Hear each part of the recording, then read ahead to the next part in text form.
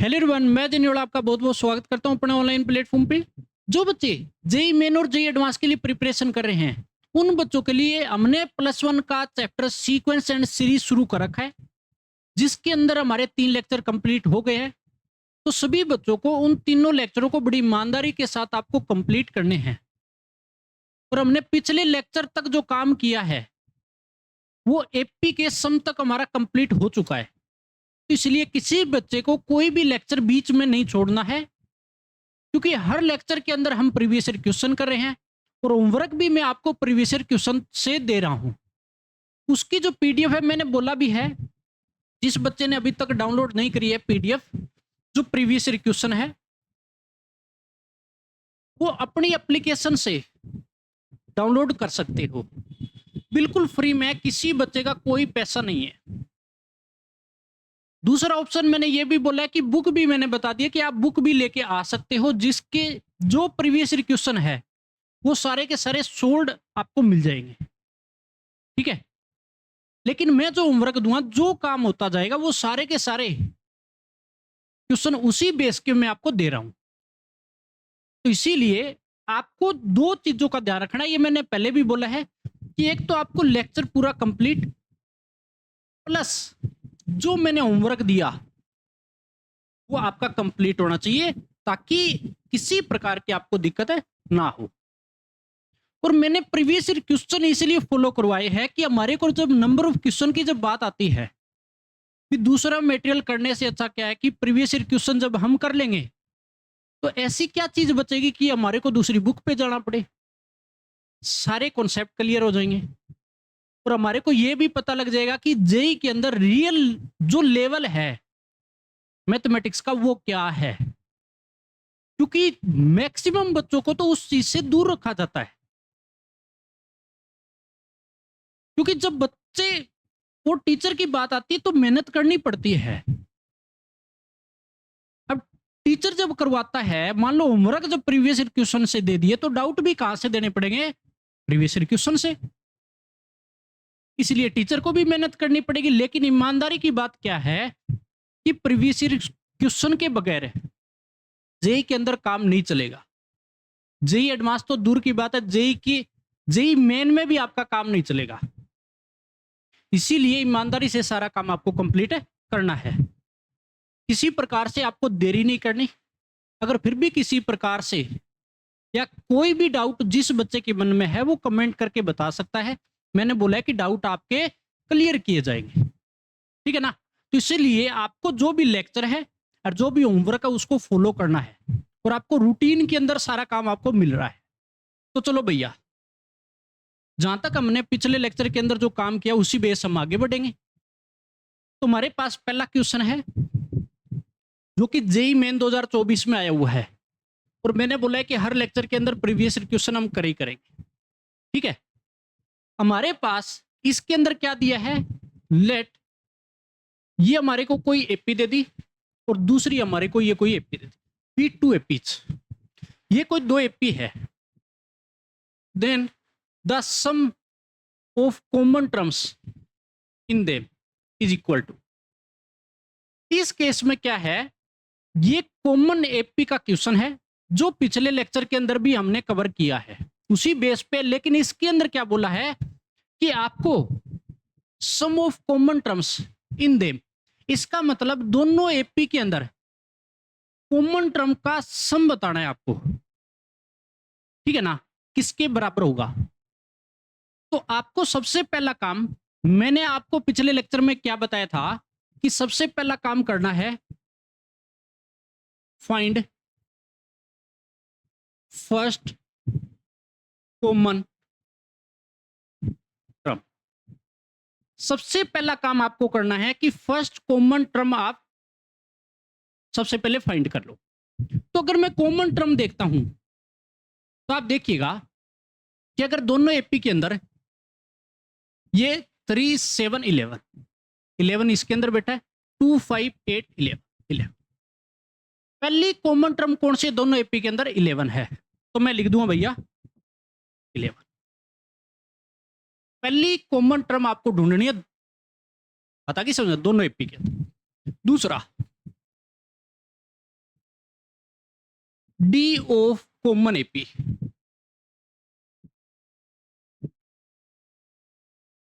Common AP का common difference आपको लेके आना है। उसके लिए मैंने बोला है आपको कि एलसीएम D1 कोमा D2, मतलब पहली एपी का डिफरेंस और दूसरी एपी के डिफरेंस का एलसीएम अगर ले लोगे तो डी आ जाएगा कॉमन एपी का।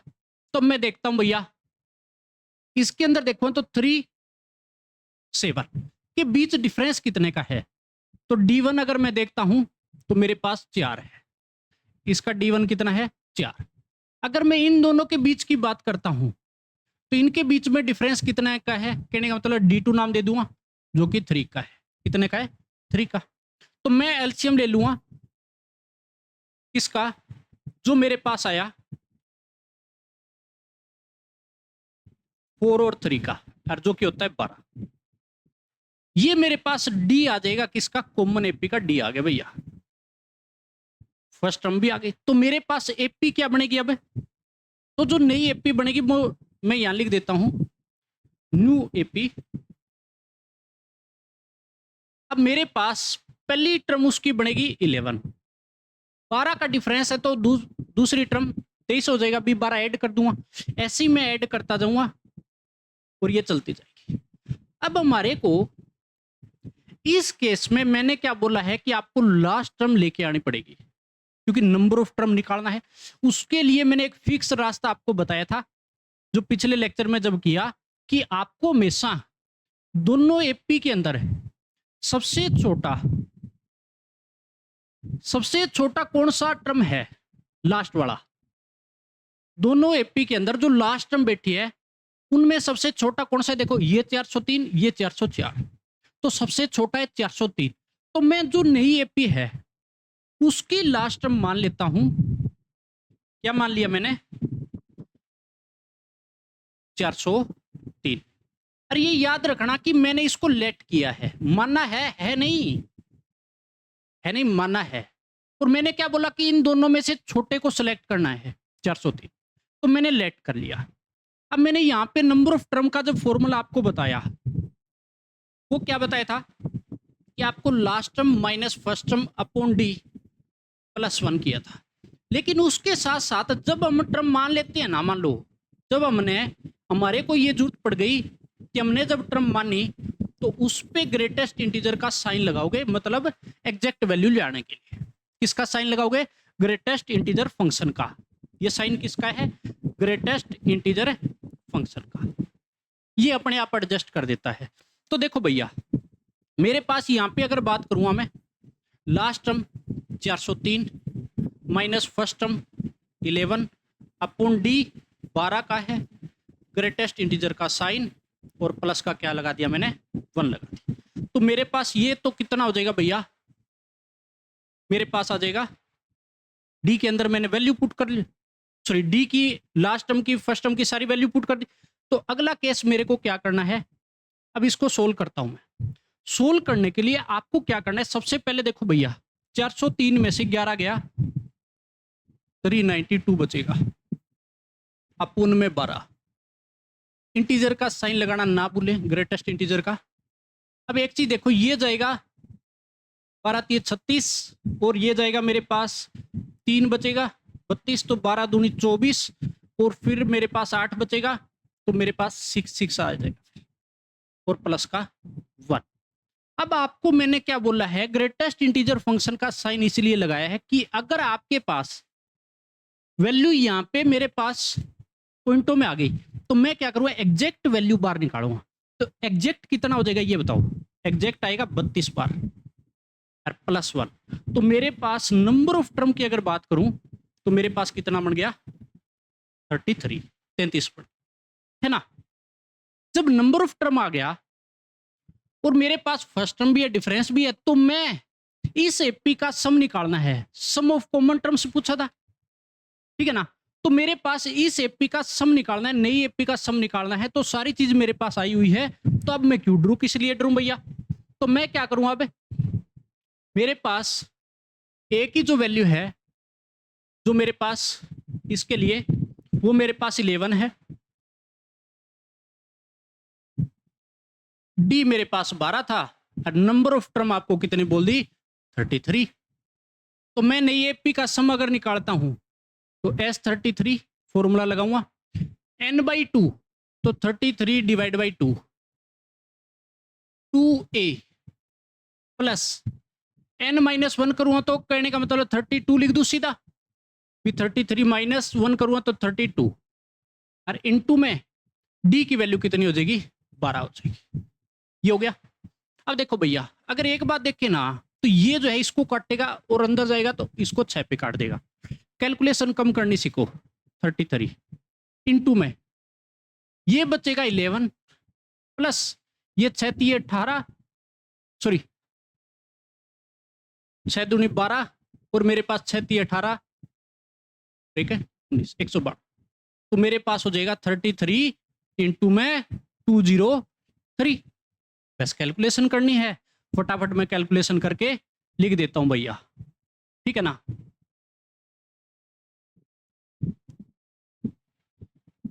तो मेरे पास आ जाएगा फाइनल आंसर 9966। ये मेरे पास आ जाएगा जो आपसे पूछा था आंसर, ठीक है ना।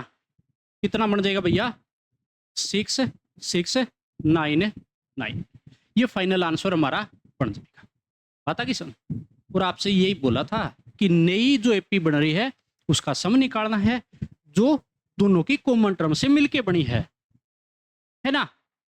तो ये देखो जेईई मेन 2024 में आया हुआ है और आपको मैंने ये बात बोली है कि 2 एपी 3 एपी को मिला के आपसे हो सकता है नंबर ऑफ टर्म पूछे, हो सकता है जो नई एपी बन रही है दोनों को मिला के उसका सम पूछ ले, नंबर ऑफ टर्म पूछ ले, ठीक है ना। तो इस टाइप से आपको क्वेश्चन पूछ सकता है। इसीलिए सभी बच्चों को इस बेसिस जितने भी क्वेश्चन है अब आपके सोल्व हो जाएंगे, किसी प्रकार की दिक्कत है नहीं आएगी, क्योंकि मैंने आपको पूरा काम कंप्लीट करवा दिया है और बहुत ज्यादा रिपीट हो रही है ये, ठीक है। इस टाइप के क्वेश्चन इन सालों में जेईई मेन के अंदर काफी ज्यादा बार आए हुए हैं, इसलिए ध्यान देना है आपको, ठीक है ना। अगले नेक्स्ट क्वेश्चन पे जाएंगे और ये इंटीजर टाइप क्वेश्चन था। कई बच्चे ऐसे भी सोच रहे होंगे भैया जो आंसर आया तो ये इंटीजर टाइप था क्वेश्चन भैया, ठीक है ना। फिल करना है आपको, आंसर जो भी आ रहा है यहाँ पे फिल कर देंगे। नेक्स्ट पे चलते हैं। नेक्स्ट हमारे पास क्या है देखो भैया, सबसे पहले आपको क्वेश्चन की स्टेटमेंट पढ़नी है। सबसे पहले क्या दिया है, क्या मेरे को लेके आना है, क्या क्या मेरे को स्टेप उठाने आगे, ठीक है। इस चीज के लिए सबसे पहले क्वेश्चन की अच्छे से स्टेटमेंट पढ़ लो, चाहे 2 बार पढ़ो। Sum of first 4 terms of an AP 56।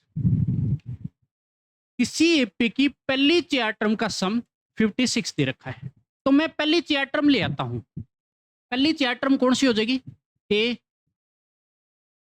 Plus D, a plus 2d और ए प्लस है 3d, और उसका सम दे रखा है भैया 56। कितना दे रखा है 56। ये कंप्लीट। नेक्स्ट पे जाएंगे। Sum of last 4 terms 112। Last 4 term का सम 112। तो मैंने लास्ट टर्म के लिए आपको बताया था कि लास्ट टर्म एल होती है, उससे फिर पहले वाली एल माइनस डी, उससे पहले वाली एल माइनस 2d और एल माइनस 3d। और जितने भी क्वेश्चन कराऊंगा उस बेसिस सारे पीवाईक्यू आपको मिलेंगे, ये बता देता हूं, ठीक है ना। इस बेसिस भी पीवाईक्यू आपको होमवर्क दूंगा मैं, सेम टाइप पे चलेगा, सेम स्टेटमेंट चेंज सिर्फ। तो मेरे पास ये हो जाएगी। अब मैंने फर्स्ट 4 टर्म का सम लिख दिया और लास्ट 4 टर्म का सम जो मेरे सामने था वो लिख दिया, हो जाएगा। तो लास्ट टर्म वाला ध्यान रखना एल, उससे पहले वाली एल माइनस डी, उससे पहले वाली एल माइनस 2d और उससे पहले वाली एल माइनस 3d। तो ये लास्ट की 4 टर्म्स है। अब मैं क्या करूंगा, इन दोनों को ऐड कर देता हूं। मैं क्या कर रहा हूं भैया, ऐड कर रहा हूं। अगर मैं ऐड करूंगा तो एक चीज देखो भैया, यहां पे काटा पिटी होगी। जब ऐड करूंगा तो d से d इस काटेगा, 2d से माइनस 2d, 3d से माइनस 3, बचेगा क्या मेरे पास a कितने टाइम है 4 टाइम, 4a प्लस l कितने टाइम बचा 4 टाइम l, और अगर इधर ऐड होगा, ये वाला ऐड होगा, तो मेरे पास कितना हो जाएगा भैया? 168 हो जाएगा। मैंने क्या किया कि इन दोनों को ऐड कर दिया, ऐड किया, मैंने लिख भी दिया। ऐड होने के बाद ये मेरे को मिल जाएगा। अगर मिलेगा तो 4 कॉमन लेके इधर उछाड़ देता हूं, तो मेरे पास फाइनली क्या बचा? a plus L is equal to 168 divide by 4। ये काटेगा 4 और 2, ठीक है। जिसमें मेरे को एक चीज और गिवन है, इफ a इक्वल 11। तो आपको ये बात गिवन है कि a की वैल्यू कितनी है? 11। तो अगर मेरे पास a की वैल्यू 11 है और दोनों का सम 42 है, तो कहने का मतलब लास्ट टर्म कितना बचेगा फिर मेरे पास? 31 बच जाएगा। कितना बच जाएगा? 31। सिंपल सी बात है, कोई मुश्किल चीज तो है ही नहीं। अब मेरे पास एक चीज देखो, मैंने जो जो मटेरियल निकाला, अब मेरे को क्या बताना था? Find number of terms. अब क्या निकालना है मेरे को? नंबर ऑफ टर्म्स पे जाना है। तो मैं क्या करूंगा नंबर ऑफ टर्म्स निकालने के लिए? मेरे को क्या क्या चीज चाहिए भैया? कि नंबर ऑफ टर्म के लिए लास्ट टर्म आ गई, फर्स्ट टर्म गिवन थी, और मेरे को कॉमन डिफरेंस भी चाहिए। फॉर्मूला अगर आपको याद है, तो कॉमन डिफरेंस के लिए मैं क्या करूंगा, क्या रास्ता अपनाना है? देखो, अगर मैं इस वाले को ऐड कर देता पहली 4 टर्म को, सीधा यहां लिख रहा हूं, ए कितनी बार? 4a बन जाएगा, d 2d 3d 60 is equal to 56, है ना। अब मेरे पास क्या क्या गिवन था भैया? अब मेरे पास जो जो गिवन था मैं अप्लाई कर दूंगा। डी ले आने के लिए a की वैल्यू 11 है, तो 11 पुट कर दो, 4 इंटू में 11 plus 6d is equal to 56। ये इधर जाएगा 44, तो 6d इज इक्वल टू मेरे पास 12 बचेगा। ये काटेगा इसको 2 पे, तो यहां से मेरे पास d की वैल्यू कितनी आ गई? 2 आ गई। अब मेरे को क्या निकालना है? Number of terms. क्या निकालना था? Number of terms. कहने का मतलब n, तो लास्ट टर्म 31 माइनस का first term 11, common difference 2 plus 1, तो ये बचेगा 20 डिवाइड बाई 2, तो 10 बच जाएगा। तो n की वैल्यू कितनी आ गई मेरे पास? फाइनली 11। और ये क्या हो जाएगा? यहाँ पे आंसर हो जाएगा भैया। ये क्या हो जाएगा? आंसर हो जाएगा। पता किस? तो सबसे पहली चीज आपको जो जो गिवन है वो लिखते चलो, उससे जो हमारे पास आया वो हमने यहां तक। उसके बाद ये देखो कि हमारे को इसके अंदर नंबर ऑफ टर्म पूछा था, तो नंबर ऑफ टर्म का आप फॉर्मूला याद करोगे और उससे आपका डायरेक्ट है आंसर आ जाएगा। और इस बेसिस आपको अभी भी दोबारा रिपीट कर रहा हूं कि प्रीवियस ईयर क्वेश्चन आपको होमवर्क है मिलेगा, इसलिए अच्छे से ध्यान में रखना। और सेम टाइप से करना है। आपको बता दूं, जब मान लो मैं आपको प्रीवियस ईयर क्वेश्चन दे रहा हूं, उसके अंदर सॉल्यूशन भी मिलेगा, तो हम अपने तरीके से भी सोल्व करने हैं। ऐसे नहीं उसके सॉल्यूशन देख देख के सोल्व कर रहे हो, जो हम तरीका अपना रहे हैं उस तरीके पे जाना है। आप आसान रास्ता सिलेक्ट करना है, मुश्किल रास्ते में नहीं जाना, अपना भी दिमाग है दौड़ाना है। तो ये हो जाएगा हमारे पास क्वेश्चन। और नेक्स्ट हमारे पास जो भी आएगा देखिएगा स्क्रीन पे, आपको बोला है assuming terms in NAP. Next हमारे पास एपी के अंदर जो टॉपिक है वो एपी की टर्म कैसे एज्यूम करते हैं। मोस्ट इंपोर्टेंट है, क्वेश्चन मिलेंगे प्रीवियस ईयर, मोस्ट इंपोर्टेंट है, इस बात पे ध्यान देना। इसीलिए एक एक चीज को बड़ी ईमानदारी से करना है। हमारे को एपी की टर्म अगर एज्यूम करनी पड़ जाए, हो सकता है तीन टर्म बोल दे, हो सकता है 4 बोल दे, हो सकता है 5 बोल दे, तो जेई 5-6 तक भी चला जाए, कोई भरोसा नहीं है। 5 तक तो पहले से जा चुका है, तो इसलिए 5 तक तो आपको आनी चाहिए। और थॉट बनाना चाहिए आपको 10 पूछ ले, कैसे ध्यान में रखना है इस बात पे ध्यान देना। देखो भैया, अगर मेरे को बोले कि 3 टर्म्स एज्यूम करनी है, एपी की 3 टर्म्स एज्यूम करनी है, कितनी टर्म है? 3 टर्म्स एज्यूम करनी है, तो मैं इस तरीके से एज्यूम करूंगा कि बीच में मैंने ए बिठा दिया। क्या बिठा दिया? ए। अगर ए बिठा दिया, टोटल 3 टर्म होनी चाहिए, तो अगल बगल में एक एक बैठ सकती है, बराबर बैठ जाएगी। तो मैं क्या करूंगा, ए में नेक्स्ट के लिए तो डी ऐड कर दूंगा, और उससे पहले डी माइनस कर दूंगा। तो कहने का मतलब ए minus D, a plus D, ये एपी की 3 टर्म है, डिफरेंस कितने का इसके अंदर है, डी का। कॉमन डिफरेंस क्या चल रहा है, डी का। ये तो 3 टर्म हो गई। अब बात करते हैं 4 टर्म, किस पे, 4 टर्म्स। अब 4 टर्म पे अगर बात करेंगे तो 3 के हिसाब से ये नहीं चलेगी, क्योंकि 3 के अंदर अगर मैंने एक बीच में बिठा दी तो अगल बगल में एक एक बैठ गया था, लेकिन 4 में एक नहीं बिठा सकता बीच में। इसीलिए यहां पे क्या करते हैं, a minus D, a plus D बीच में बिठाना पड़ेगा, a minus D, a plus D. लेकिन यहां पे जो डिफरेंस चलेगा ना, वो डिफरेंस कितने का, 2d का। यहां तो कॉमन डिफरेंस की अगर बात करूं तो d का था, यहां पे अगर कॉमन डिफरेंस की अगर बात करूंगा, यहां पे अगर कॉमन डिफरेंस की अगर बात करूंगा तो 2d का रहेगा, कितने का, 2d का रहेगा। देखो a minus D, a plus D दो बीच में बिठा दी, अब अगल बगल में मैं एक एक बिठा सकता हूं बराबर, तो मेरे पास इन दोनों के बीच में डिफरेंस कितने का, 2d का आ गया। भी इसमें से ये माइनस करके देख लो 2d का डिफरेंस, तो मेरे को इसमें नेक्स्ट जाने के लिए 2d ऐड कर दिया, तो a प्लस डी में 2d ऐड हुआ तो a प्लस 3d।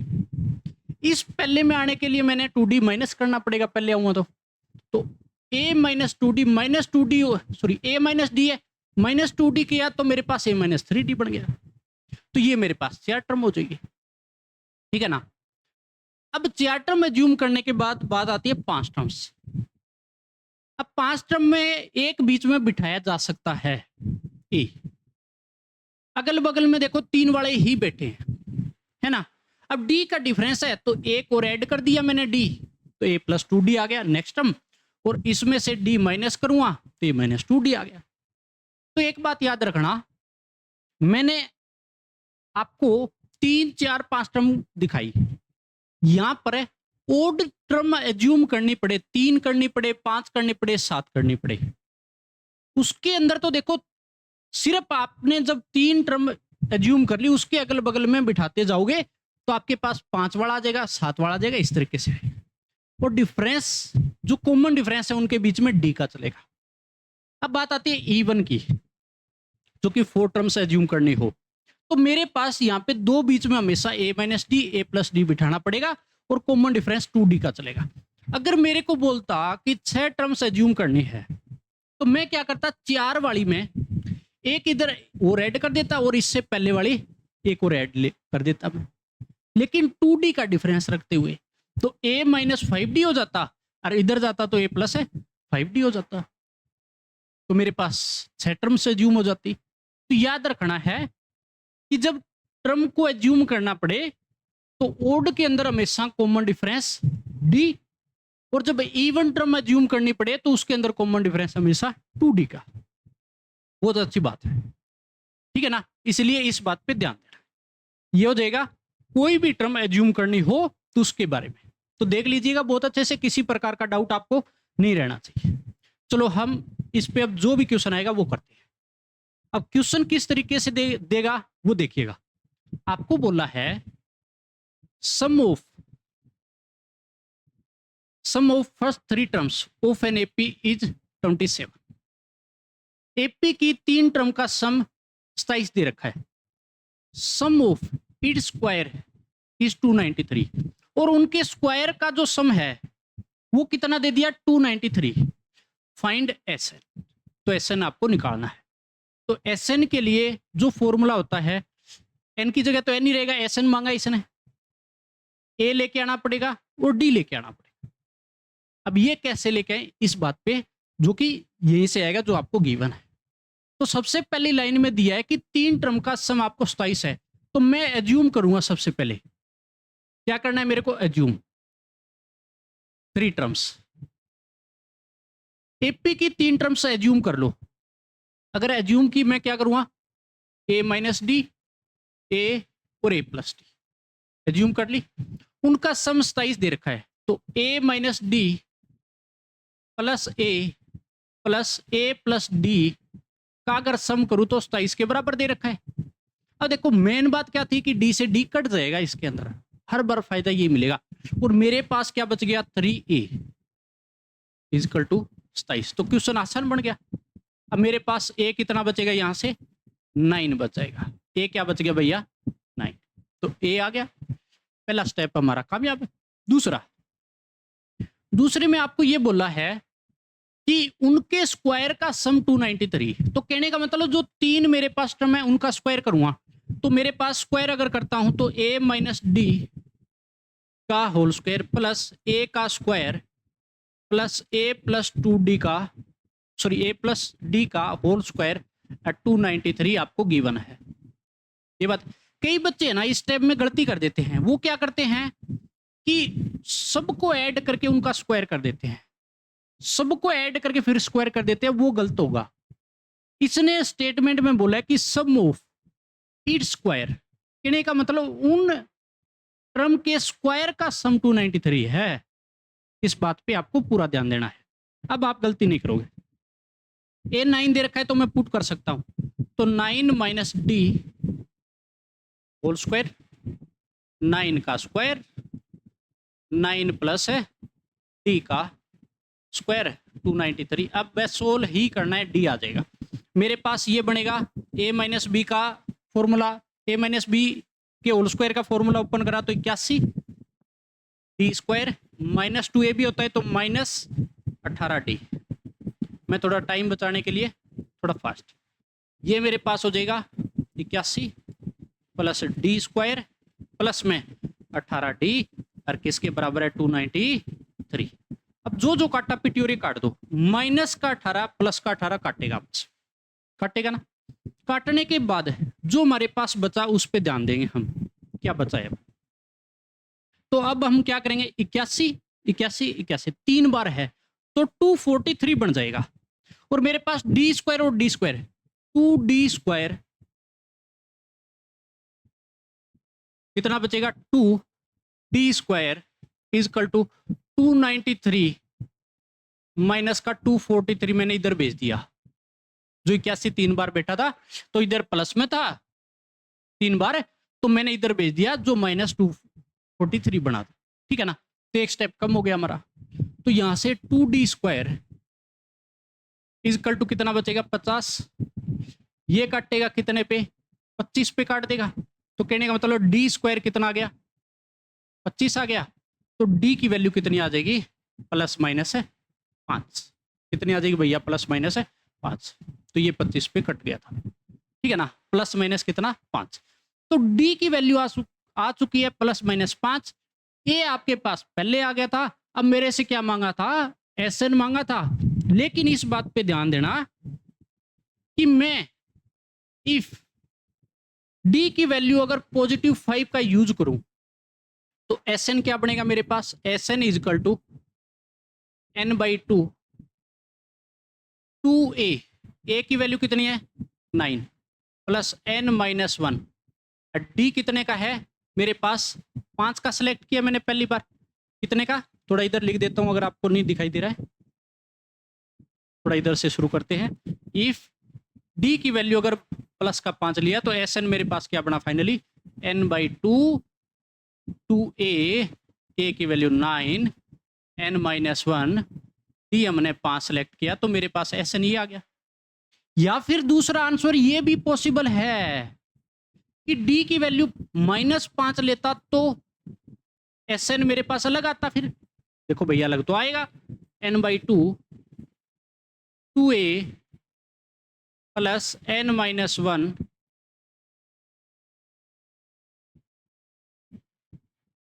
डी की वैल्यू अब की बार माइनस का 5। कितना लिख दूंगा मैं यहाँ पे, माइनस का 5।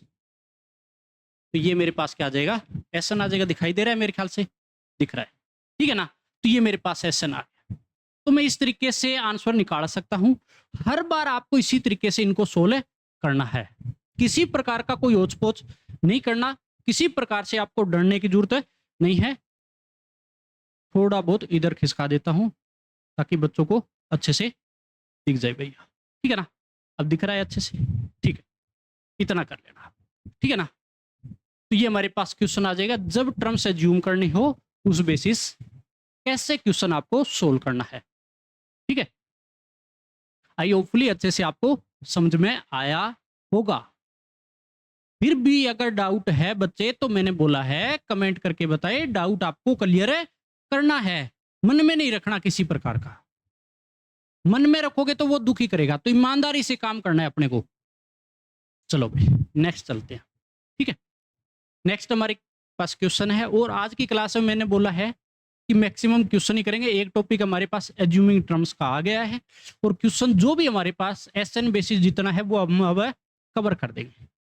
देखो अच्छा क्वेश्चन है, आपको सोचने पे मजबूर करेगा। और ये बता देता हूं, इस बेसिस जेई के अंदर क्वेश्चन आपके पास आया हुआ है, कोई ज्यादा लंबी चौड़ी बात नहीं है, इस बेसिस क्वेश्चन आया हुआ है, इस बात पे आपको ध्यान देना। तो हम शुरू करते हैं, और एक एक चीज को बड़े ध्यान से आपको देखना है। इसमें इतना सोचने पे मजबूर करेगा, जो बच्चा 100% फोकस करेगा ना उसी को अच्छे से समझ में आएगा ये क्वेश्चन। पहले से आपको मैं चेतावनी दे रहा हूं। क्या क्या गिवन है देखिएगा।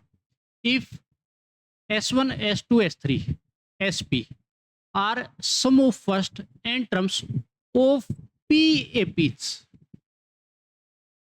ये क्या कह रहा है कि आपके पास PAPs है जिनके अंदर n टर्म्स हैं, उनके सम को डिनोट कर रहा है S1 S2 S3 SP तक।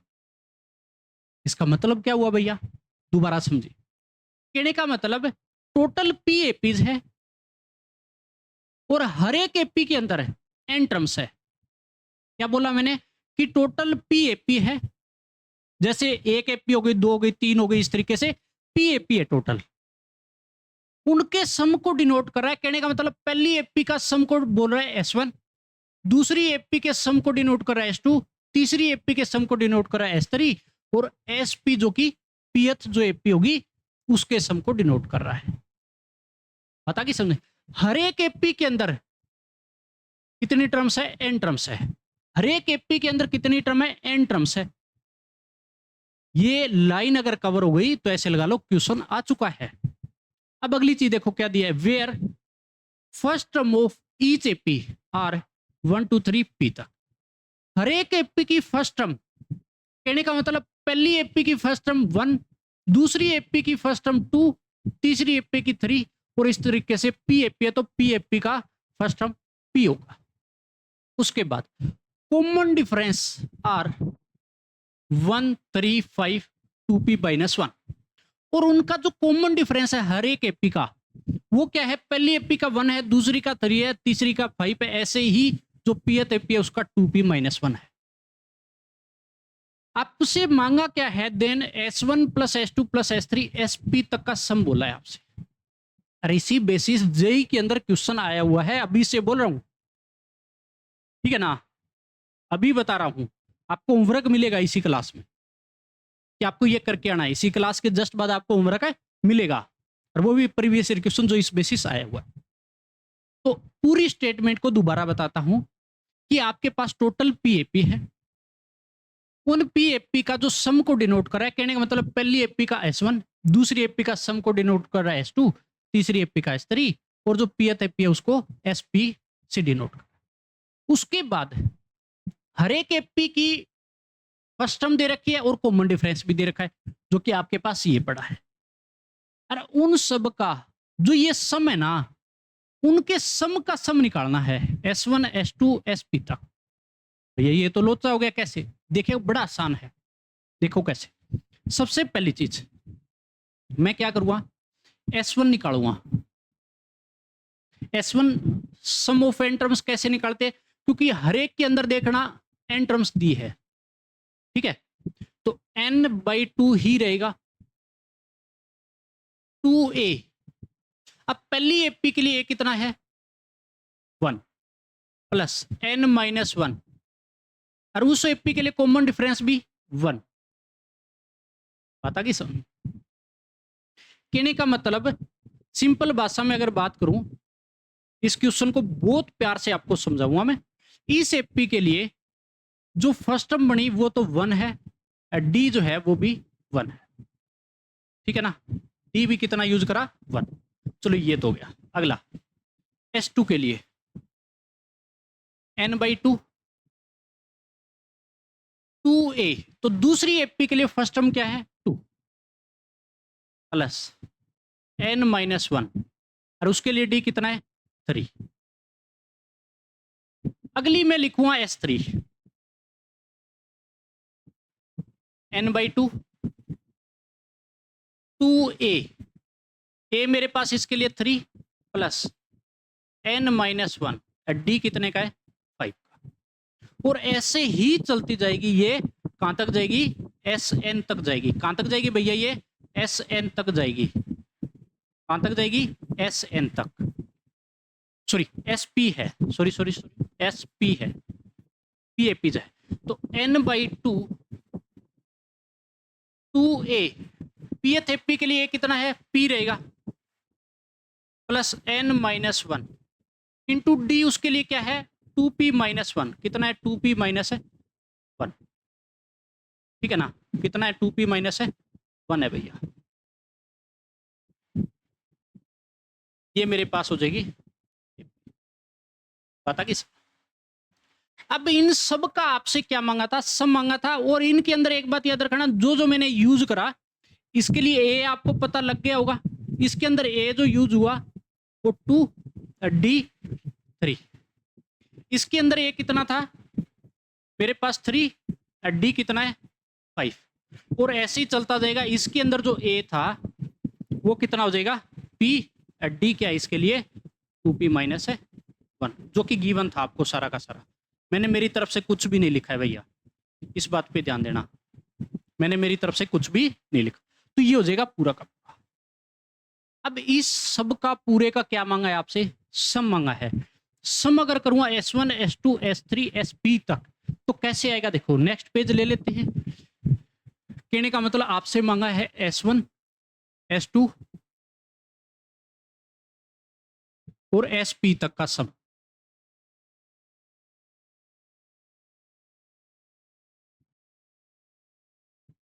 SP तक का सम। तो एक चीज पे अगर ध्यान दोगे ना, सबसे पहली चीज आपके पास इस पूरे का इधर का सम हो गया तो इधर भी पूरा सम होगा। तो कहने का मतलब आपके पास ऐसा नहीं बन जाएगा कि n/2 2a। एक चीज और कर लेते हैं, शॉर्टकट एक चीज बताता हूं, बड़े ध्यान से समझना आप लोग, बड़े प्यार से, कहीं ना कहीं कैलकुलेशन आदि हो जाएगी। कैसे, देखो सबका सम करो इधर भी सम होगा। n/2 तो पूरे में है, n/2 हमने कॉमन ले लिया, n/2 पूरे से बाहर बिठा। अब आते हैं अगली चीज पे, देखो 2 × 1 2 × 2 2 × 3 2 × p फर्स्ट टर्म चल रही है, इससे 2 कॉमन आ जाएगा। अगर मैंने 2 कॉमन लिया तो क्या ऐसा बनेगा, देखना बड़े ध्यान से जो मैं बना रहा हूं। 2 मैंने कॉमन ले लिया, इंटू में 1 प्लस में 2 + 3 और ये जाएगा p तक चला जाएगा। कहां तक जाएगा p तक जाएगा, टोटल जाएगा कि नहीं जाएगा, ये हो जाएगा मेरे पास, ठीक है ना। ये हो जाएगा p तक। अगली चीज देखो n-1 n-1 n-1 डिफरेंस के साथ सबके साथ बैठा है, कॉमन ले लूंगा और डिफरेंस इधर वाली वैल्यू पूरी की पूरी ऐड हो जाएगी क्योंकि ऐड ही तो कर रहे हैं हम। तो कहने का मतलब n-1 अगर मैंने कॉमन लिया तो मेरे पास जो बनेगा वो बचेगा भैया 1 3 5 और ऐसे ही चलता जाएगा, ये 2p-1 तक जाएगा। और मैं इस पे पूरे पे फिर ब्रैकेट लगा दूं, ठीक है भैया। कितना बन जाएगा, दोबारा लिख देता हूं अच्छे से साफ सुथरा, 1 3 5 डॉट लगा के छोड़ दूंगा मैं, प्लस 2p-1, ठीक है, पूरे पे ब्रैकेट फिर पूरे पे क्लोज ब्रैकेट थी। ये हो जाएगा, आया समझ में। कहने का मतलब n/2 तो पूरे से कॉमन आ रहा है इस क्लोज ब्रैकेट से, पूरे से। दूसरा जो मेरे पास फर्स्ट टर्म थी उससे 2 कॉमन आ जाएगा, जब ऐड होगा तो फर्स्ट टर्म 1 2 3 इस तरीके से ऐड मिलेगी। डिफरेंस वाले के साथ n-1 सबके साथ कॉमन था तो n-1 कॉमन ले लिया, 1 3 5 2p- तक डिफरेंस आएगा। अब यहां पे एक चीज का ध्यान रखना, क्या कि मेरे पास ये फर्स्ट नेचुरल नंबर का सम है, फर्स्ट नेचुरल नंबर का सम है, कितने p नेचुरल नंबर है। कैसे, अब सम कैसे करते हैं याद रखना, n/2, ठीक है। Sum of first n natural number का सम, किसी बच्चे को पता नहीं है तो मैं लिख दूंगा नेक्स्ट में, एक बार के लिए यहाँ पे ऐसे कर लो ताकि हमारा ये पूरा क्वेश्चन हो जाएगा। फर्स्ट n नेचुरल नंबर का सम होता है p + 1 डिवाइड बाई 2 हो जाएगा। फर्स्ट n नेचुरल नंबर का सम क्या होता है, n + 1 डिवाइड बाई 2, तो n की जगह p है तो p + 1 डिवाइड बाई 2, इसका हो जाएगा पूरे का। मैंने जो लिखा है वो हाईलाइट करके दे देता हूं कि इसका जो सम है ना वो ये है, पता कि सम, इसका सम है, प्लस का साइन लगाऊंगा n-1। अब एक बात बताओ, ओड नंबर का n ओड नंबर का सम अगर बोले, n ओड नंबर का अगर सम बोले तो n स्क्वायर करते हैं, लेकिन यहां पर कितने ओड नंबर है, p ओड नंबर है, टोटल कितने p ओड नंबर है। किस तरीके से वो भी आपको अभी डिटेल में भी बता दूं, जिस बच्चे को पता नहीं है तो p स्क्वायर हो जाएगा। ओड नंबर का सम क्या करते हैं, मान लो n ओड नंबर बोल दिया तो n स्क्वायर, पहले 3 ओड नंबर का सम करके देखो, मैं बोल रहा हूं 3 का स्क्वायर आएगा। पहले 4 ओड नंबर का सम करके देखो, 4 का स्क्वायर के बराबर आएगा। तो इसी तरीके से ये p ओड नंबर है उनका सम हो जाएगा p स्क्वायर, ये हो जाएगा। ये होने के बाद 2 से 2 कटा, n/2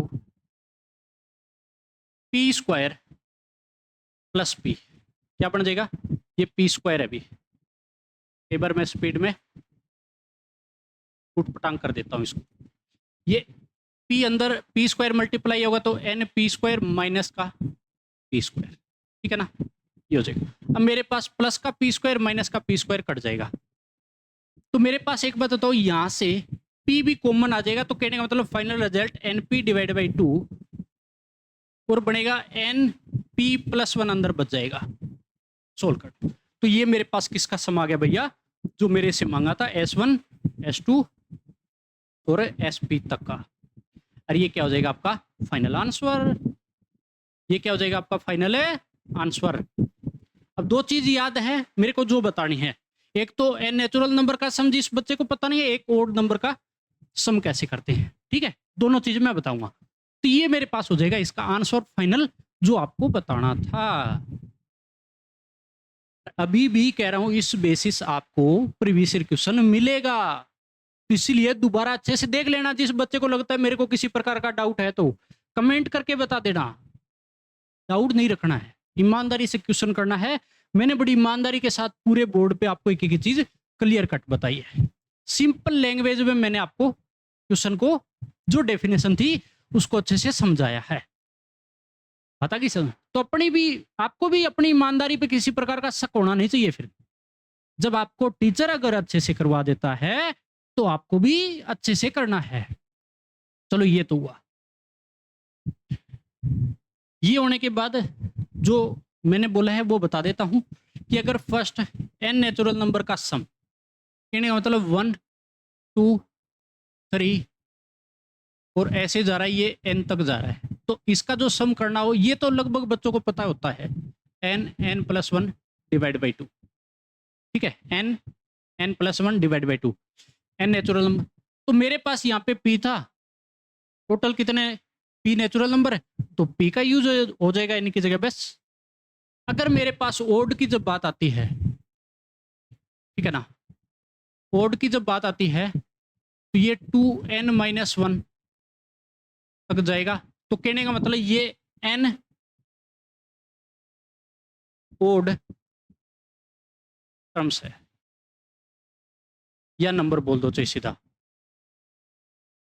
n ओड नंबर है उनका सम कर रखा है, तो सीधा सीधा n स्क्वायर करती है, इसके बराबर होता है हमेशा n स्क्वायर के।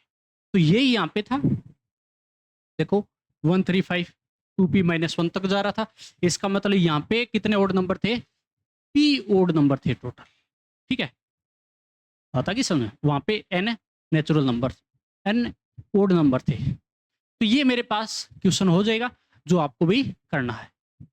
चलो अच्छी बात है, मेरे ख्याल से सब बच्चों को बहुत अच्छे से समझ में आया है, ठीक है ना। कमेंट करके जरूर बताएं। कि जो जो चीज़ में आपको फिर भी अगर किसी प्रकार का मान लो जो प्रीवियस ईयर क्वेश्चन है तो डाउट है, तो वो भी मैंने बोला है कि हम डाउट क्लियर करेंगे। और पहली बात ये है कि जो भी मैं वर्क दूंगा वो कम डाउट आएगा बच्चे को, बहुत कम डाउट आएगा ही नहीं, क्योंकि जो क्वेश्चन किया उसी का होमवर्क अपने को मिला है। चलो भैया नेक्स्ट क्वेश्चन देख लेते हैं क्या क्या गिवन है। If number of terms in an AP are even, किसी एपी के अंदर नंबर ऑफ टर्म्स जो है वो इवन है। इवन का मतलब क्या हो गया कि हो सकता है 2 टर्म मिले, हो सकता है 4 टर्म, हो सकता है 6, हो सकता है 8, इस तरीके से इवन फॉर्म के अंदर है नंबर ऑफ टर्म। चलो ठीक है भैया, इसको भी लिखेंगे। सम ऑफ ओड टर्म्स इज 24, उनके अंदर जो ओड टर्म है उनका सम 24 है। ओड टर्म कौन सी होगी? T1, T3, T5, T7, ये ओड टर्म है, उनका सम 24। एंड इवन टर्म्स इज 30, और जो इवन टर्म्स है उनका सम 30। इवन टर्म कौन सी होगी? बाकी की 2 हो गया, T2 हो गया, T4 हो गया, T6 हो गया, उनका सम 30 दे रखा है। If last term exceeds first term by 21/2, last term जो है वो फर्स्ट टर्म से कितनी ज्यादा है? एक्सीड्स, यहां पे इस चीज पे ध्यान देना। एक्सीड्स मीन्स क्या होता है? ज्यादा। एक्सीड मीन्स क्या होता है? ज्यादा या अधिक, सिंपल भाषा की बात। तो पहली टर्म से लास्ट टर्म कितनी ज्यादा है? 21/2। फाइंड नंबर ऑफ टर्म्स, तो आपको नंबर ऑफ टर्म्स निकालना है। तो इसके लिए क्या क्या कार्रवाई रचनी पड़ेगी? जो जो गिवन है भैया मैं छापता जाऊंगा। क्या? सबसे पहला तो नंबर ऑफ टर्म इवन की फॉर्म में है तो मैं लेट कर लूंगा, let number of terms 2n मान लेता हूं, क्योंकि जो 2 से मल्टीपल होता है वो हमेशा इवन, तो 2n मान लिया मैंने। आता कि समझ? 2n मान लिया। अब मेरे पास उनके अंदर ओड टर्म का सम 24 है। एक बात बताओ, टोटल टर्म अगर मेरे पास 2n है तो उसके अंदर याद रखना n तो ओड टर्म मिलेगी, n तो क्या मिलेगी? ओड टर्म मिलेगी, और n इवन टर्म्स मिलेगी। ये तो मिले ही मिलेगी। कैसे? देखो, n ओड टर्म में या लिखता हूं, n ओड टर्म्स का सम मैं लिखूंगा जो कि होता है T1, T3, T5, और ऐसे ही चलता जाएगा ये। और इसका सम दे रखा है 24। कितना दे दिया? 24। तो ये n ओड टर्म होगी। टोटल कितनी टर्म मिलेगी? n ओड टर्म्स मिलेगी। कितनी मिलेगी? n ओड टर्म्स मिलेगी। दूसरा आपको दिया है इवन टर्म का सम। तो कहने का मतलब देखो 2n टोटल है तो n तो उसके अंदर ओड मिलेगी और n इवन, तो n इवन टर्म्स का सम होगा। कितना हो जाएगा? n इवन टर्म्स का सम। कैसे लिखूंगा? T2, T4, T6, और ये हो जाएगा मेरे पास कितना? 30 दे रखा है। कितना दे रखा है? 30। इनका सम क्या दे दिया? 30, जो कि आपको स्टेटमेंट में पूरा गिवन है। देखोगा sum of four terms 24, even terms is 30।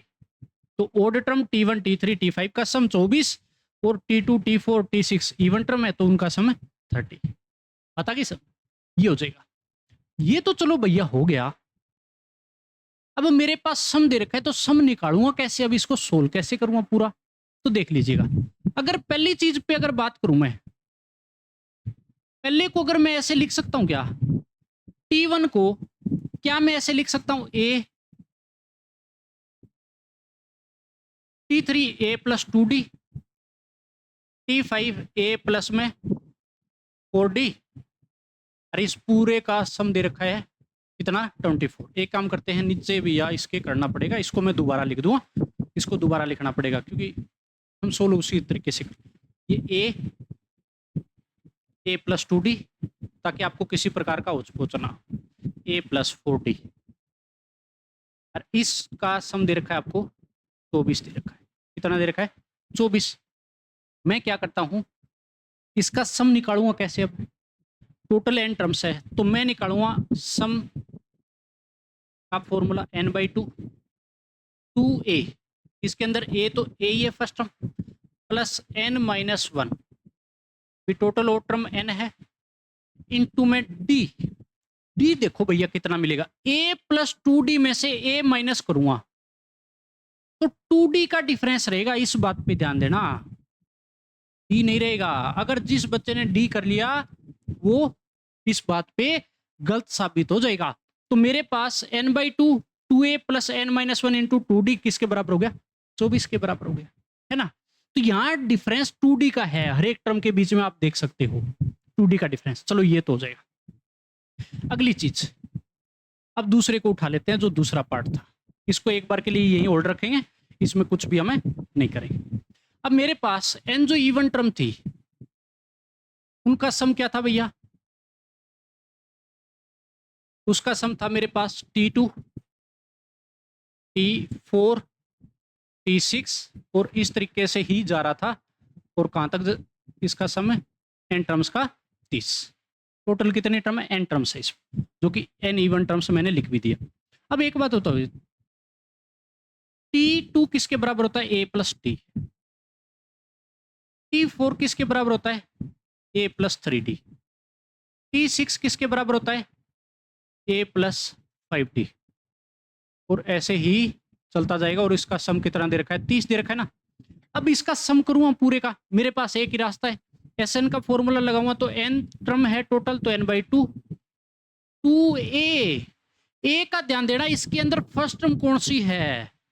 First term a plus D है इस एपी के लिए, इस टर्म के लिए, इस एपी के लिए फर्स्ट टर्म कौन सी है? a प्लस डी है, तो मैं a प्लस डी को पूरा उठाऊंगा, a प्लस डी को पूरा उठाऊंगा भैया, इनटू में a plus D plus n-1 into में d। देखो इसमें भी दो का डिफरेंस चल रहा है, कहने का मतलब 2d का डिफरेंस चल रहा है, और ये किसके बराबर है भैया?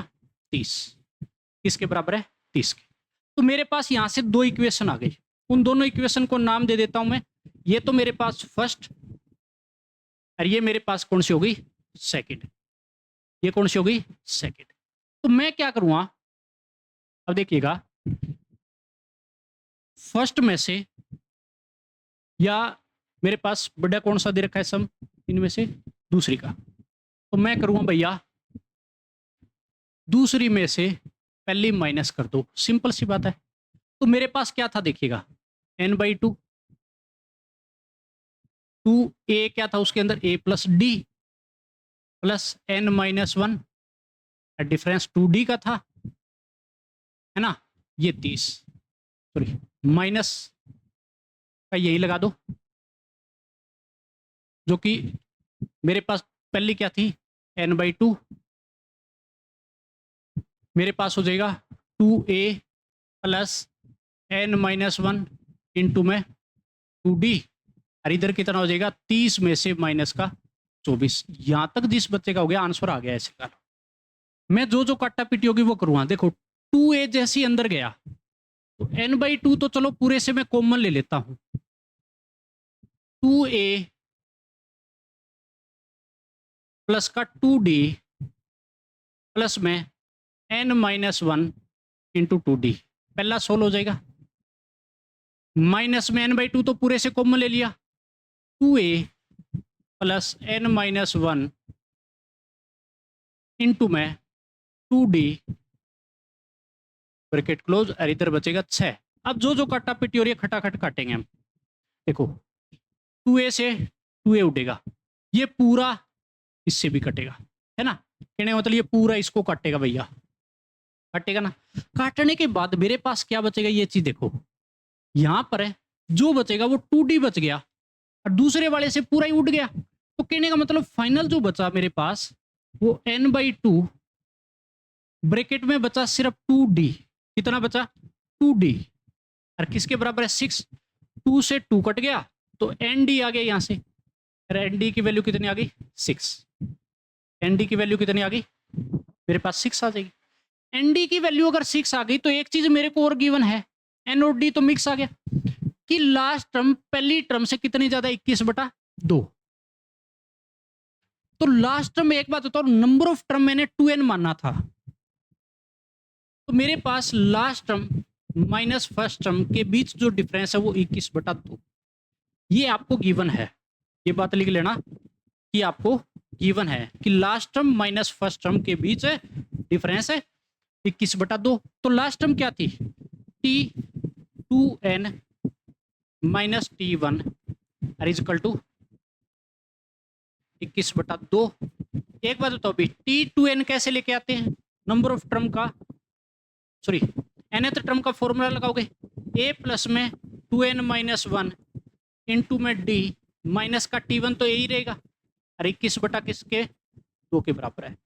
अगर ये हो गया 21/2 के बराबर आ गया आपके पास, तो फाइनल जो चीज बचेगी वो क्या बचेगी? काटापीटी करके देखो, a से a तो कट जाएगा, है ना।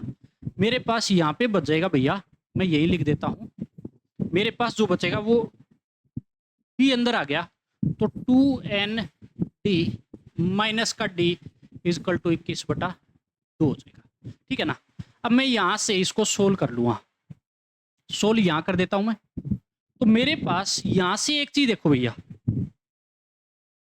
कि जो गिवन था 2 इंटू में, देखो 2nd माइनस डी 21/2 के बराबर आ गया, तो nd की वैल्यू कितनी आई हुई है? 6, तो मैंने 6 पुट कर दिया, माइनस डी इजकल टू 21/2।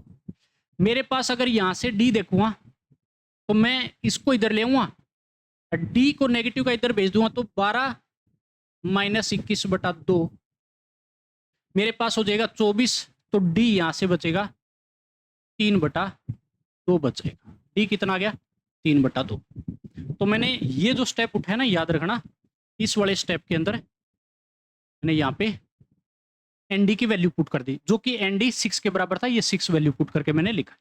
अब मेरे पास ये आ गया d, nd किसके बराबर है? 6 के बराबर। तो मेरे पास अब तो आंसर आ गया, nd जो है वो 6 के बराबर है। d की वैल्यू कितनी है? कितनी हो जाएगी भैया? 3/2 इजकल टू 6, ये काटेगा 2 पे, तो मेरे पास यहाँ से n की वैल्यू कितनी आ जाएगी? 4 आ जाएगी। कितनी आ गई? 4 आ गई। कितनी बचेगी? 4। लेकिन लेकिन लेकिन लेकिन गलती क्या करोगे आप लोग, ये चीज देखिएगा आप, कि आपको फाइंड नंबर ऑफ टर्म्स, क्या फाइंड करना है? नंबर ऑफ टर्म्स बताना है टोटल। तो नंबर ऑफ टर्म्स कितनी है टोटल? 2n है, 2n के बराबर है। तो मैं क्या करूंगा इसके अंदर है, तो टोटल नंबर ऑफ टर्म्स के लिए मेरे पास हो जाएगा total number of terms is equal to 8 हो जाएगा भैया, क्योंकि 2n के बराबर है, तो 2 इंटू 4 करूंगा, n की वैल्यू 4 आई हुई है, तो कितना हो जाएगा? 8 हो जाएगा। और ये ही आपका फाइनल आंसर होगा, यही आपका क्या होगा? फाइनल है आंसर होगा। बात की समझ? ये ही आपका क्या होगा? फाइनल है आंसर है, आ जाएगा। बात की समझ? ये मेरे पास हो जाएगा क्वेश्चन, बहुत अच्छा क्वेश्चन है, और आपको एक एक चीज पे फोकस है करना है। देख लीजिएगा, अगर किसी प्रकार का डाउट है तो आप पूछ सकते हो, आपका अधिकार है। ठीक है भैया, मेरे ख्याल से अच्छे से समझ में आया होगा एक एक चीज आपको। तो देख लीजिएगा पूरे के पूरे क्वेश्चन में, और जो नंबर ऑफ टर्म लास्ट में बोला था, इस बात पे पूरा फोकस करना है कि नंबर ऑफ टर्म्स हमने कितनी मानी थी? 2n मानी थी। तो इसीलिए टोटल नंबर ऑफ टर्म कितनी हो जाएगी? 8 हो जाएगी, क्योंकि n की वैल्यू जो 4 आई, ठीक है, और नंबर ऑफ टर्म टोटल कितनी है? 2n है, तो 2 इंटू 4 कर दिया, तो मेरे पास कितना आ गया? 8 आ गया, और जो कि फाइनल है आंसर होना चाहिए। बच्चे बड़ी गड़बड़ कर देते हैं छोटी छोटी बातों में, कि n की वैल्यू आ गई जल्दबाजी में, भैया n की वैल्यू तो आ गई, तो आंसर भी ये हो जाएगा, लेकिन आंसर है गलत हो जाएगा आपका। ठीक है ना, n तक नहीं, यहाँ 2n तक जाना है आप। तो ये मेरे पास बहुत अच्छा क्वेश्चन था, एक एक चीज आप देखिएगा, बहुत अच्छे तरीके से आपको करनी है, किसी प्रकार का कोई ओच पोच नहीं करना। मेरे ख्याल से अच्छे से समझ में आया होगा। नेक्स्ट क्वेश्चन पे हम चलते हैं भैया। नेक्स्ट क्वेश्चन में देख लीजिएगा आपको क्या क्या गिवन है, और हमारे पास इसके बाद लगभग चीजें हमारी कवर हो चुकी है। अब के बार जो क्वेश्चन करने थे लगभग हमारे कवर हो चुके हैं। ठीक है, तो नेक्स्ट करते हैं भैया। लास्ट क्वेश्चन रहेगा ये आज की क्लास का। तो इस क्वेश्चन को बड़े आराम से बड़े प्यार से आपको देखना है। देखो क्या क्या गिवन है, सबसे पहली चीज तो ये देख लीजिएगा, find sum of all integers from 1 to 100 which are neither divisible by 3 nor by 5। Most important है। स्टेटमेंट तो सिंपल से समझ में आ गई होगी, समझा देता हूं। देखिए कि आपको सम बताना है ऑल इंटीजर्स का फ्रॉम 1 to 100, 1 से लेके 100 तक जो इंटीजर है उनका सम बताना है, which are neither divisible by 3 nor by 5, जो ना 3 से डिविजिबल हो और ना 5 से डिविजिबल हो, तो उनका सम बताना है। और इस बेसिस पीवाईक्यू मिलेंगे आपको होमवर्क के लिए। दोबारा सुनिएगा अच्छे से, क्या बोला है कि आपको sum of all integers from 1 to 100, 1 से लेके 100 तक उन सभी इंटीजर का सम करना है, which are neither divisible by 3 nor by 5, जो ना 3 से डिविजिबल हो ना 5 से डिविजिबल हो। तो इस क्वेश्चन में आपको उल्टा सोचना है, ये बात लिख लो, उल्टा सोचो, उल्टा सोचो ताकि आपको याद रहे। क्या करना है आपको, उल्टा सोचना है। उल्टा क्या सोचोगे, देखिएगा भैया, उल्टा सोचना क्या है आपको कि हम वो चीज निकालेंगे जो 3 और 5 से डिविजिबल है, पहले पॉसिबल इसी तरीके से। मैं क्या निकालूंगा, जो 3 और 5 से डिविजिबल है, सम 3 और 5 से जो डिविजिबल है वो निकालूंगा। तो मेरे पास 3 से डिविजिबल कौन से होते हैं, 5 से कौन से डिविजिबल होंगे, माइनस का S 3 and 5 करना है। आप कहने का मतलब मैं जो क्वेश्चन कर रहा हूं वो उल्टा कर रहा हूं। कैसे कि मैं 3 और 5 से जो डिविजिबल है वो निकाल देता हूं। अब एक बात बताओ, S3 मतलब जो 3 से डिविजिबल है, प्लस कर दूंगा S5 जो 5 से डिविजिबल है, लेकिन माइनस करूंगा जो 3 और 5 दोनों में जो कॉमन थे। इसीलिए देखो, मान लो 3 और 5 से पहला नंबर कौन सा है, 15, जो 3 और 5 से डिविजिबल है। अब एक बात बताओ, वो 3 वाले में भी काउंट कर लिया और मैंने 5 वाले में भी काउंट कर लिया, तो काउंट कितनी बार हो गया, 2 बार। इसीलिए जो कॉमन है दोनों में 3 and 5, ठीक है, वो मैंने माइनस करा है। जो 3 और 5 में दोनों में कॉमन है वो माइनस करा है। ठीक है भैया, तो अब देखो, मैं सबसे पहले 3 से डिविजिबल कौन से वो देखूंगा। पहला नंबर 3 आएगा, फिर आएगा 6, फिर आएगा 9, और ऐसे चलता जाएगा। लास्ट नंबर देखो कौन सा है, 99। ये सोच लिया ना, क्वेश्चन हो गया प्लस का। अब 5 से डिविजिबल कौन से, 5, 10, 15, और ऐसे जाऊंगा, लास्ट नंबर मेरे पास क्या मिलेगा, 100। माइनस का क्या करूंगा मैं, जो 3 और 5 दोनों से डिविजिबल है, एलसीएम ले लो, 15। पहला नंबर कौन सा है, 15। उसके बाद कौन सा आएगा, थोड़ा मैं इधर लिख देता हूँ यार, इधर आएगा नहीं पूरा ना, इधर से चलना पड़ेगा मेरे को। 3, 6,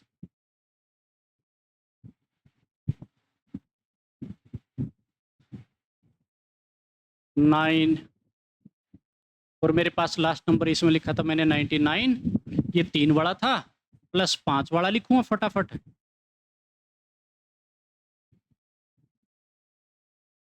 लास्ट नंबर 100 हो जाएगा, क्योंकि 1 to 4 बोला है, और माइनस का जो दोनों में था 15, पहला नंबर होगा जो दोनों में आ चुका है 30, और इसी तरीके से लास्ट कौन सा मिलेगा मेरे को, 90 मिलेगा।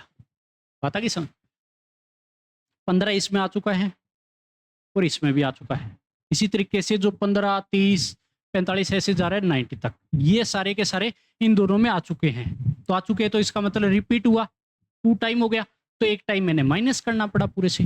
ठीक है, अब देखो भाई, ये मेरे पास 3 से लेकर 99 तक 33 टर्म्स हो जाएगी। टोटल कितनी टर्म्स, 33। 99 को 3 से डिवाइड मार दो सीधा, ये कितनी टर्म मिलेगी, 20 टर्म्स। ये कितनी टर्म्स है, 20 टर्म्स। ये कितनी टर्म है, 6 टर्म। 15 चिक निपा, ये 6 टर्म्स। ठीक है ना, ये हो जाएगी। अब इसका सम कैसे निकालते हैं, अगर आपको याद है मैं सीधा सीधा फॉर्मूला लगाऊंगा, 33 टर्म n/2, मैं first term plus last term का फॉर्मूला लगा रहा हूं। First term 3, last term 99, sum of n terms AP, first term plus last term और 12 n/2 लगाते हैं ना। जिस बच्चे ने नहीं किया अभी भी कह रहा हूं जाके देख लो अच्छे से। 20/2, इसके लिए first term 5, last term 100, minus का इसके अंदर 6/2, नंबर ऑफ टर्म 6 है, पहली टर्म 15 और लास्ट टर्म मेरे पास 90। अब देखो भैया इतना हो गया तो फटाफट आंसर आ चुका है। तो मेरे पास ये तो बचेगा 33 डिवाइड बाई 2 इंटू में 102 प्लस में 10 कट जाएगा, ठीक है ना। ये बचेगा 105, मेरे पास ये कटेगा 3 पे तो माइनस का 3 इंटू में 105, तो ये 7 टाइम बचेगा। तो मैं फाइनली 51 बचेगा ये। अब 51 और 33 की फटाफट मैं मल्टीप्लाई कर देता हूँ, आप इतने तक देखिएगा। 3 5 3 3 8 6 और 1, ये आ जाएगा भैया 1683 प्लस में ये जाएगा 7 5 35 और 7, कहने का मतलब ये बच जाएगा मेरे पास ये दोनों, ठीक है ना। मैंने थोड़ा शॉर्टकट सोचा है, सोच लेना आप। ये हो जाएगा फाइनल। मेरे पास कितना मिला, फाइनल हो जाएगा 8 3 1, मेरे पास 7 7 14 1 2418, कितना सम आ गया 2418। और ये क्या आया, जो 3 और 5 से डिविजिबल है, इस बात पे ध्यान देना। ये क्या है जो 3 और 5 से डिविजिबल है, मैं यहाँ पे हाईलाइट करके कर देता हूँ। 3 और 5 से जो डिविजिबल थे वो उनका जो सम है वो 2418 आ गया। उनका सम कितना आ गया 2418 आ गया। लेकिन मेरे से तो क्या मांगा था, neither divisible by 3 nor by 5 मांगा है। तो मैं अब क्या करूंगा, सीधा सा एक ही रास्ता अपनाऊंगा। क्या अपनाऊंगा देखिएगा, मेरे को निकालना है neither divisible by 3 nor by 5। तो मैं क्या करूंगा, मेरे पास 1 से लेके 100 तक का सम मैं कर दूंगा, उसमें से वो निकाल दूंगा जो मेरे को नहीं लेने थे। सम कर दूंगा 3 और 5 से जो डिविजिबल थे वो माइनस कर दूंगा।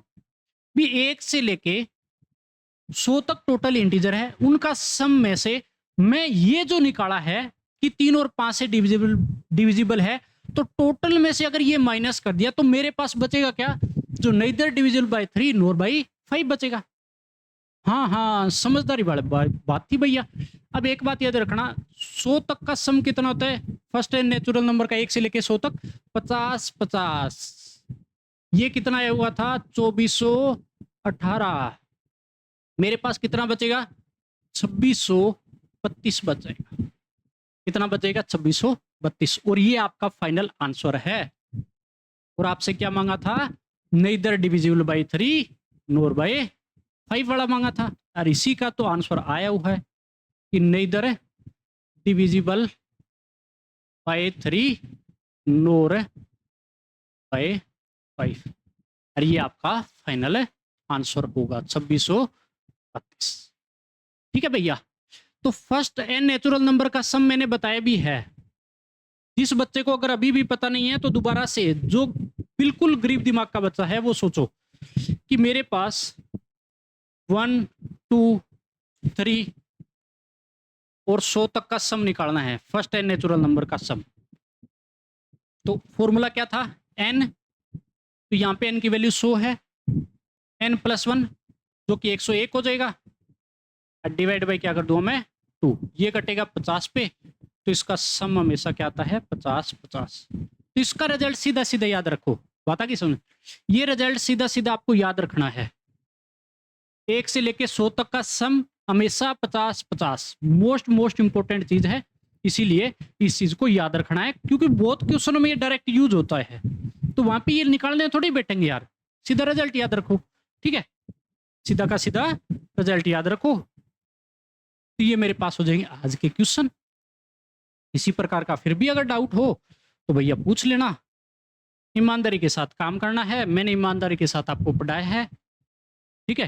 फिर भी अगर किसी प्रकार का आपको कंफ्यूजन लग रहा है, किसी प्रकार के आपके मन में किसी प्रकार से दर्द उठ रहा है, तो आप जरूर जरूर जरूर बताइए। तो आज की हम लेक्चर यहीं पे कंप्लीट करने हैं। सभी बच्चों को बड़ी ईमानदारी से आपको काम करना है और जो भी प्रीवियस ईयर क्वेश्चन में होमवर्क आपको दूंगा वो आपको कंप्लीट करना है। तो मिलते हैं नेक्स्ट वीडियो में। इतने तक पढ़ते रहे और मजे करते रहे।